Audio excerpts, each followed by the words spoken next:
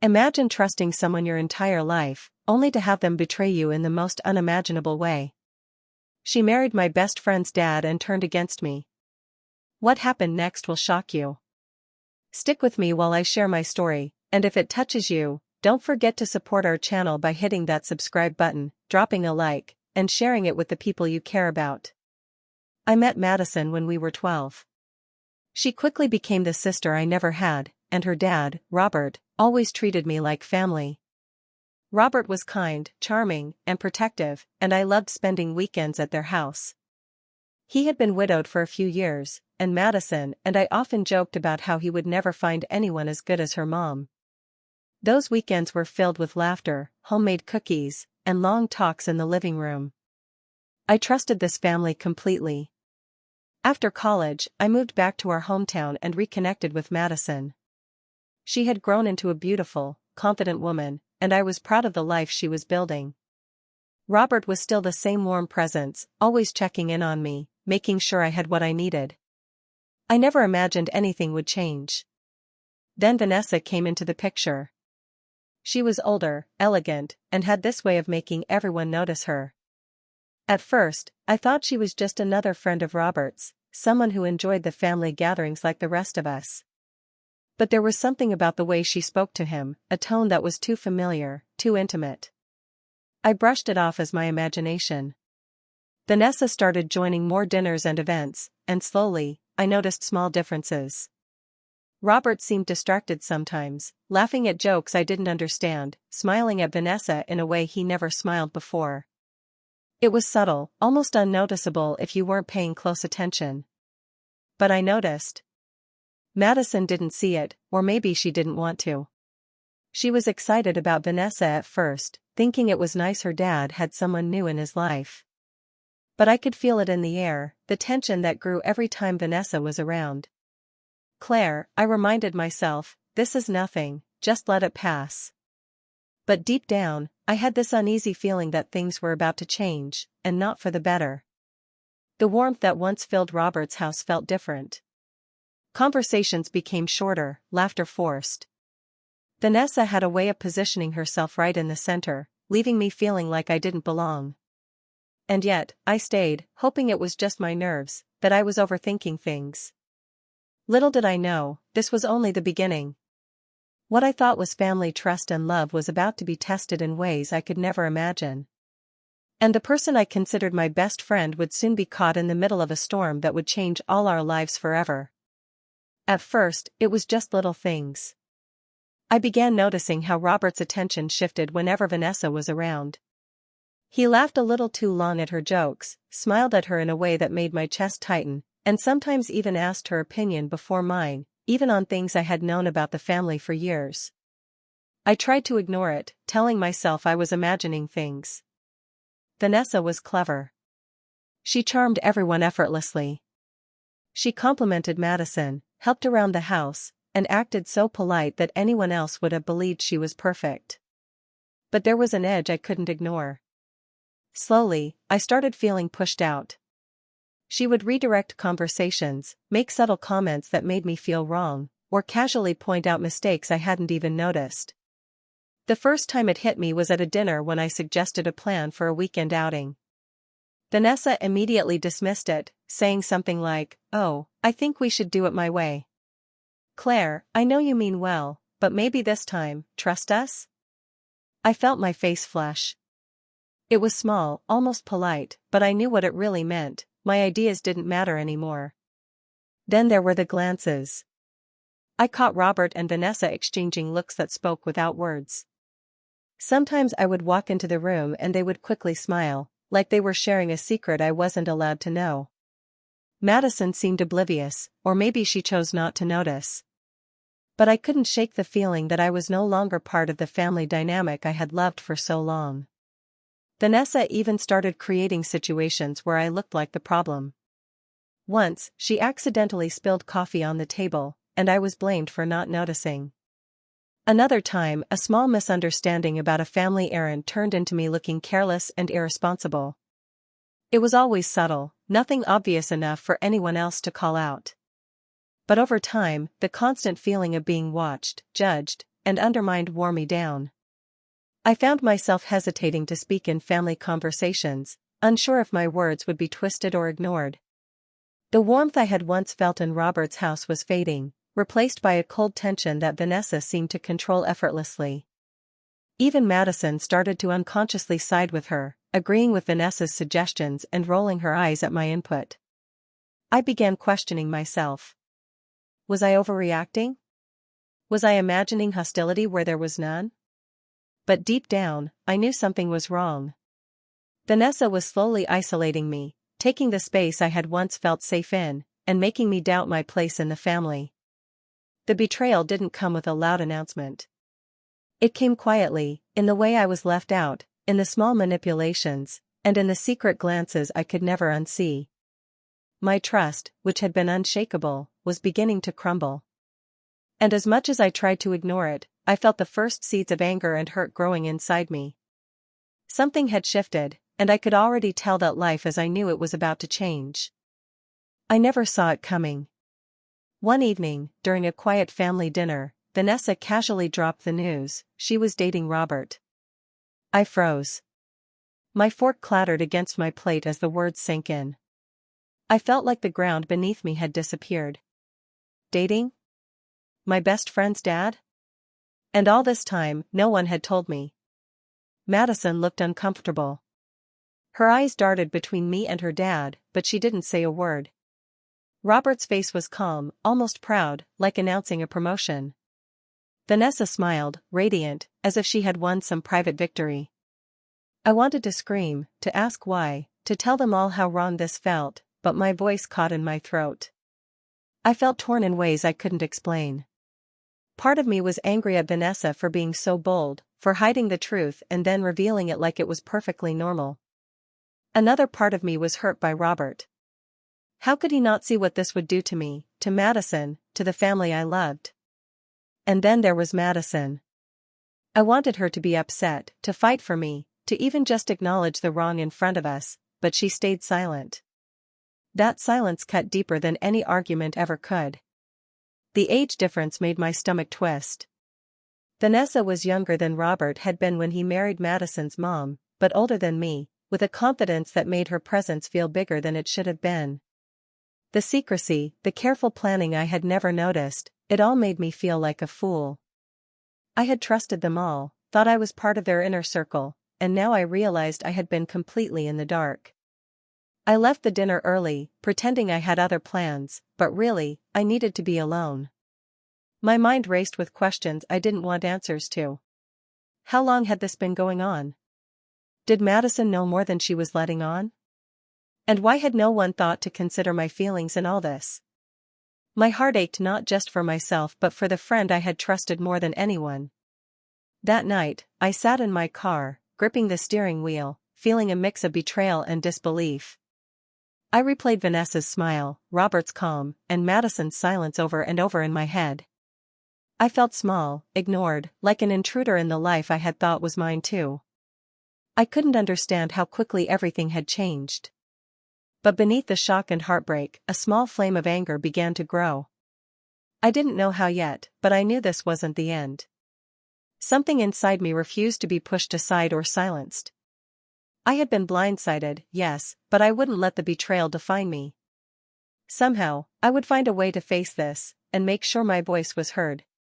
That night, I realized the world I thought I knew had shifted, and nothing would ever feel the same again. The marriage announcement wasn't just a surprise, it was the beginning of a storm that would test every bit of trust, friendship, and love I had ever known. After the marriage announcement, things changed faster than I could have imagined. Vanessa didn't waste any time. She started subtly undermining me in ways that were almost invisible to everyone else. At first, it was little comments, the kind you might dismiss if you weren't paying attention. She would say things like, "Are you sure about that, Claire? Or maybe you're overthinking it." It sounded harmless, but the tone carried a judgment I couldn't ignore. Even worse, I started noticing Madison listening to Vanessa more than me. My opinions, once valued, were brushed aside or ignored entirely. I suggested a simple plan for a weekend outing, and Madison immediately agreed with Vanessa instead. It wasn't the disagreement itself that hurt, it was the way Madison didn't even consider what I said. I could feel my place in her life slipping, piece by piece. Family gatherings, which had always been warm and inclusive, now felt like a minefield. Vanessa would carefully position herself between Robert and me, or between Madison and me, making it clear I wasn't supposed to be part of the conversation. I found myself standing at the edges, awkwardly laughing at jokes I didn't get, waiting for someone to invite me in. Most of the time, no one did. There were moments when I tried to speak up, to remind Madison and Robert of the bond we shared, but Vanessa had a way of turning it so I seemed overly sensitive or dramatic. She framed small disagreements as my fault, and slowly, Madison started questioning my reactions. The more I tried to assert myself, the more I felt pushed aside. It was heartbreaking to watch my best friend, the person I had trusted completely, start siding with Vanessa. Madison didn't say it outright, but her body language, her words, and the way she always seemed to take Vanessa's side made it clear who she was supporting. I wanted to confront her, to scream that I wasn't the enemy, but every time I tried, I felt like the world had shifted, and I was standing on the outside. Even Robert seemed distracted by Vanessa's influence. He still cared for me, I think, but he was often caught between keeping peace and pleasing Vanessa. That left me feeling invisible, unimportant, and frustrated.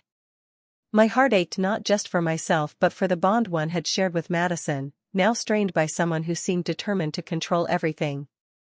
The betrayal didn't hit with one dramatic moment, it built slowly, quietly, and painfully. Each slight, each dismissal, each small act of manipulation added to the weight on my chest.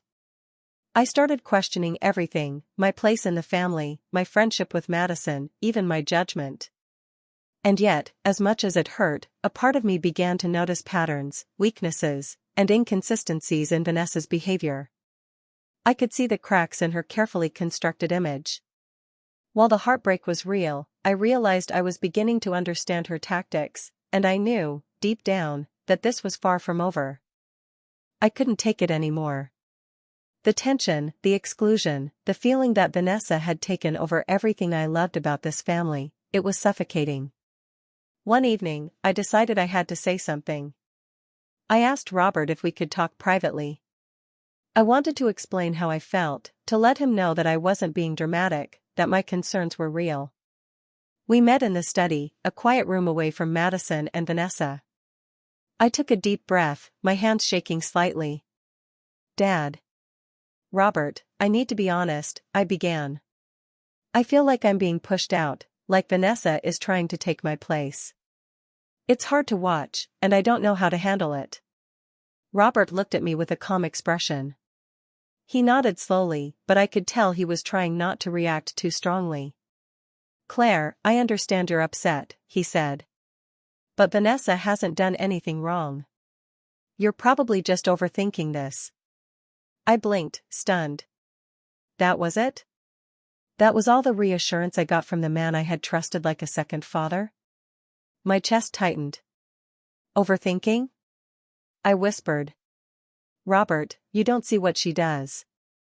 The way she undermines me, ignores my input, makes Madison question me. I feel like I'm losing everyone I care about." Vanessa, who had somehow slipped into the room unnoticed, smiled sweetly. "Claire, I think you're imagining things," she said, her tone light but cutting. "Robert and I aren't doing anything to hurt you. Maybe you just need to relax and stop worrying so much." Her words hit me like a punch. She acted innocent, polite, almost caring, but I could feel the manipulation behind her calm demeanor. Robert glanced at her, his eyes soft but distant, and that silence was louder than any argument. He wasn't taking my side, not fully. I wanted to shout, to make him see the truth, but the words stuck in my throat. My feelings, my anger, my hurt, they all collided inside me, leaving me powerless. I realized then that expressing my pain openly had not made anyone listen. If anything, it had shown how easily Vanessa could twist the situation, leaving me looking unstable while she remained untouchable. I left the study feeling smaller than when I walked in. The confrontation hadn't solved anything, it had only confirmed what I feared. Vanessa was untouchable, Robert was unwilling, or unable, to fully understand, and Madison remained silent, unknowingly siding with the person who was breaking our bonds. That night, lying awake in my apartment, I replayed every word, every glance, every subtle manipulation I had witnessed. Frustration mixed with determination. I realized that if I wanted to protect myself, to reclaim my place, I couldn't rely on anyone else to see the truth. I would have to be careful, patient, and strategic. For the first time, the idea of revenge began to take root, not cruel, not hateful, but precise, calculated, and necessary. If Vanessa thought she could push me out, she was about to find out how wrong she was. After the confrontation with Vanessa and Robert, I needed space. The house that once felt like a second home now made my chest ache. I stopped attending family dinners, avoided casual visits, and limited my interactions with Madison. The distance was painful, but I needed it to protect myself from constant disappointment and frustration. I threw myself into my career. Long hours, extra projects, anything to keep my mind occupied. On the surface, it looked like I was moving on, building a life independent of the chaos at home. But inside, the betrayal lingered. I couldn't stop thinking about how easily Vanessa had inserted herself into everything I cared about. Every memory of laughter with Madison and Robert now carried a shadow of doubt. Even in my absence, I watched. Quietly, carefully, I observed Vanessa during the few gatherings I still attended or ran into her in passing. She was polite, charming, and seemingly perfect to anyone who didn't know her. But the details she overlooked, or thought no one noticed, revealed cracks. She gossiped quietly when she thought no one was listening, subtly criticized family members, and created small tensions that she later acted innocent about. I began keeping track of her actions in my mind. How she positioned herself to control conversations, how she subtly manipulated Madison's opinions, and how even Robert, usually competent and decisive, deferred to her more than he should. These weren't mistakes, they were patterns, weaknesses in her carefully constructed image. I realized that if I could see these patterns, others might too, but only if presented carefully. The more I observed, the more I understood Vanessa's personality. She thrived on control and approval. She wasn't invincible, she had insecurities, moments of doubt, and a need to be liked that could be exploited. I started noting every little slip, every overreach, and even her tendency to exaggerate stories to make herself look better. These details planted the first seeds of a plan in my mind. At the same time, distancing myself allowed me to heal. The heartbreak, the anger, and the betrayal were still there, but now they were sharper, focused. I wasn't reacting blindly anymore, I was thinking strategically. I realized I didn't need to rush or force a confrontation. Patience would be my ally. Vanessa had underestimated me, and that was her first mistake. Even as life moved on, work, friends, quiet weekends, I kept a mental map of the family dynamics. I noticed Madison still struggling to balance her loyalty to me and her relationship with Vanessa, and Robert's occasional blind spots. I started seeing opportunities to shift the balance slowly, carefully, without anyone realizing it at first. By the end of this period, one thing was clear: Vanessa's control over the family was strong, but not perfect. She had weaknesses I could exploit. I didn't know exactly how yet, but I felt the first spark of empowerment. Revenge wouldn't be about cruelty, it would be about exposing the truth, reclaiming my place, and ensuring no one could manipulate me or my family ever again. Once I accepted that I couldn't change the situation by speaking openly, my mindset shifted. I stopped reacting emotionally and started thinking carefully. I stayed calm on the outside, polite when necessary, quiet when expected. No one suspected anything. That was exactly how I wanted it.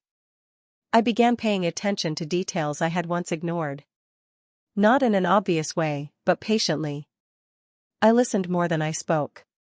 I watched how Vanessa handled money, how she talked about expenses, and how she reacted when finances were mentioned. I noticed she liked control but avoided responsibility when things went wrong. She enjoyed benefits but hated accountability. I also observed her relationships. She presented herself as close to everyone, but most of those connections were shallow. People liked her charm, but few truly trusted her.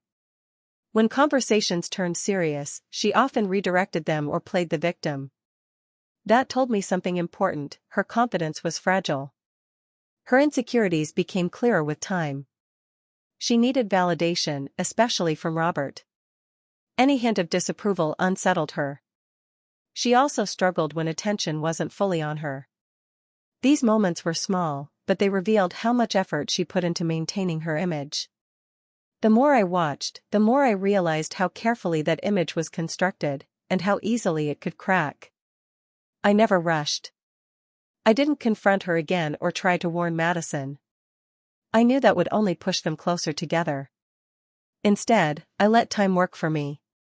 I allowed Vanessa to grow comfortable, to believe she had already won.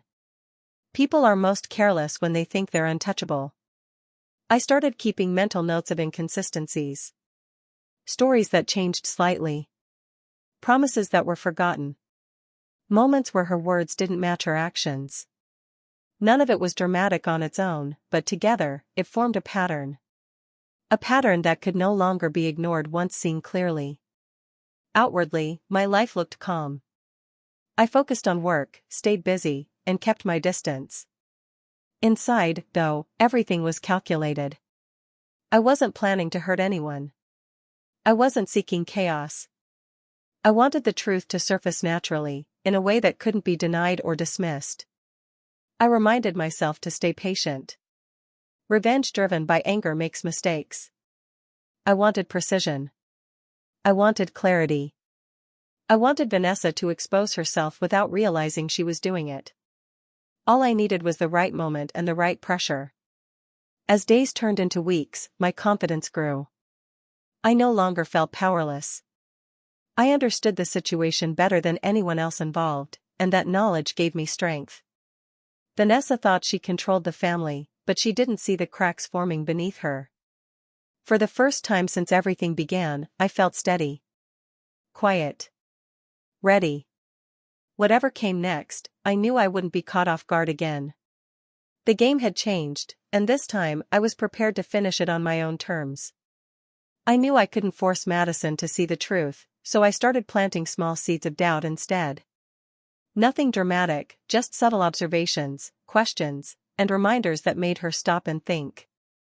I didn't accuse Vanessa directly, I just highlighted situations that spoke for themselves.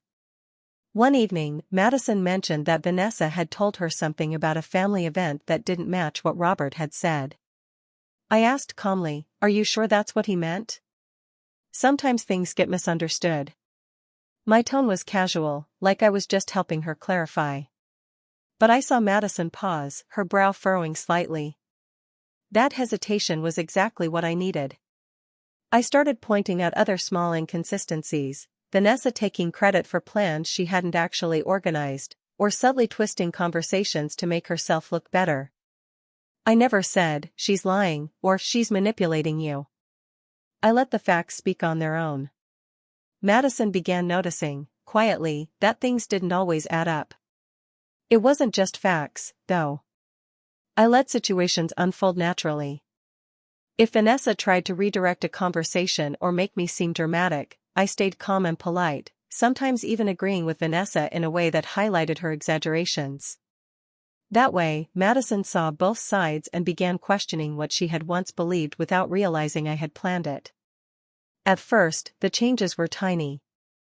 A furrowed brow, a pause in agreement, a quiet question. But over time, I could see Madison thinking more critically.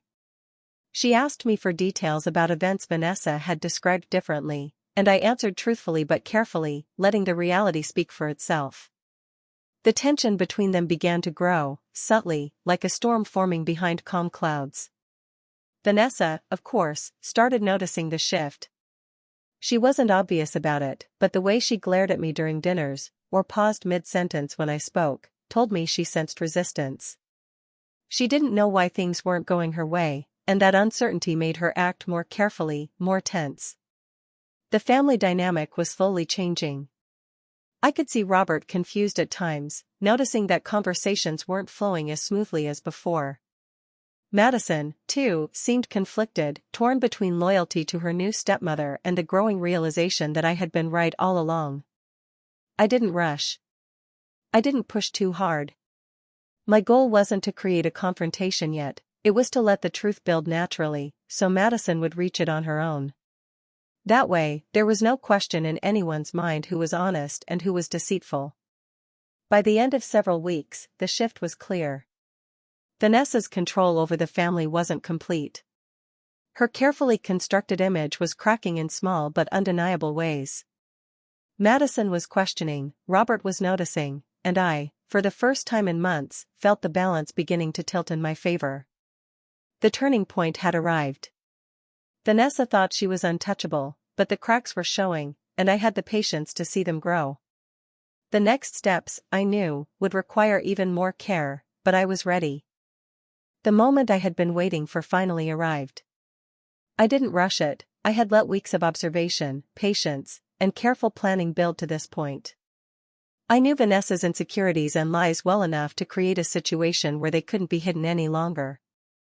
It started during a family dinner, the kind where everyone was present and conversations flowed casually. I didn't draw attention to myself, I stayed quiet, calm, and polite, letting Vanessa feel confident as usual. But inside, I was ready.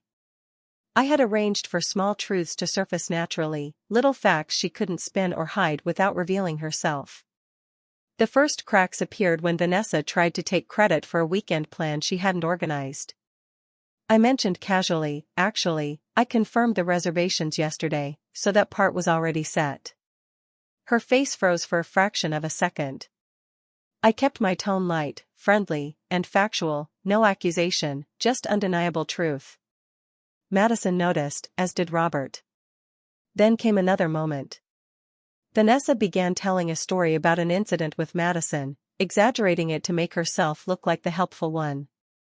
I quietly asked for clarification on specific details, subtly pointing out inconsistencies.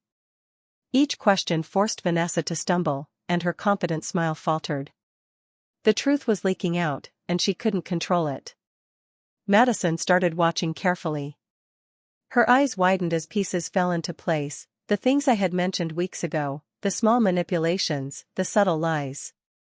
For the first time, she looked at me not with doubt but with understanding. I stayed calm, letting her connect the dots on her own. I didn't need to speak more than necessary. Finally, Vanessa tried to defend herself. "Claire, that's not what happened. You're twisting everything," she said, her voice a mix of anger and panic. But her words didn't match the evidence, and Robert, usually patient, frowned in confusion. Each lie she told contradicted something we already knew. The room shifted, tension thickening. I could feel the power change. I didn't raise my voice. I didn't yell or attack. I simply remained composed, presenting facts calmly and letting her unravel in front of everyone. Madison finally spoke, her voice steady but shocked.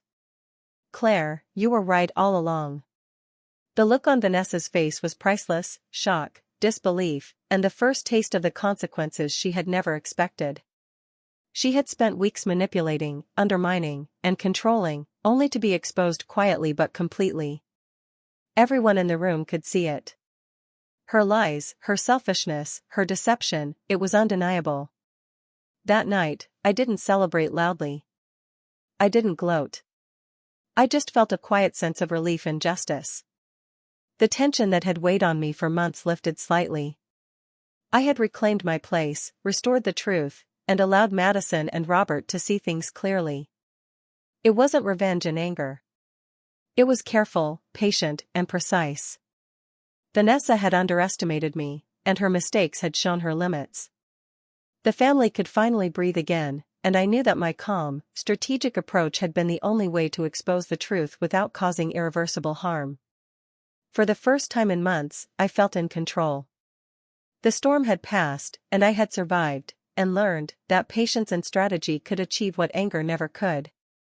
After everything had settled, Vanessa was no longer the center of our family life. Robert began keeping a polite distance, and Madison slowly realized how much she had been influenced without seeing the truth. The tension that had been building for months finally eased, leaving space for honesty and trust to grow again. Madison and I started spending time together like we used to. Our conversations were cautious at first, careful to avoid past mistakes, but the warmth returned slowly. We laughed again, shared memories, and spoke openly about everything that had happened. I could see the relief in her eyes as she finally understood the manipulation she had been blind to.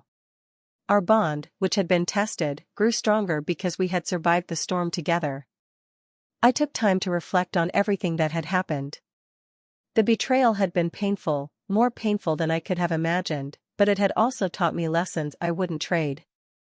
I had learned how easily trust can be broken, but also how resilience, patience, and careful observation can restore it. I realized that enduring betrayal didn't mean weakness, it meant strength.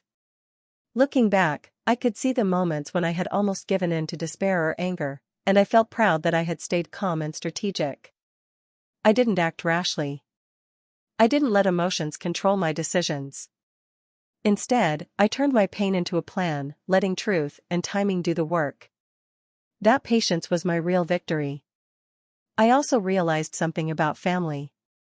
It isn't built on appearances or charm. Vanessa had seemed perfect to everyone at first, but the truth revealed her character.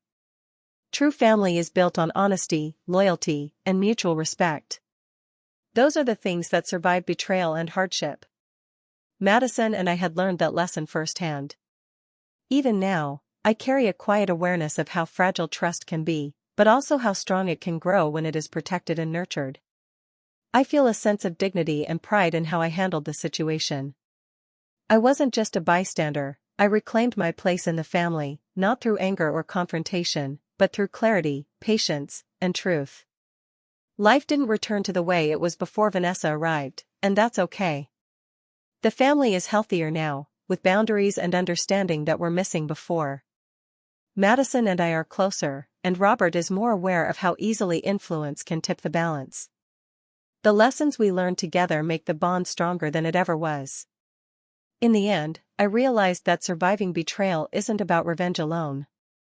It's about reclaiming your dignity, trusting your instincts, and nurturing the relationships that truly matter. I had survived, I had learned, and I had grown. And most importantly, I had found clarity in understanding that family, love, and loyalty are worth protecting, not because they look perfect, but because they are real.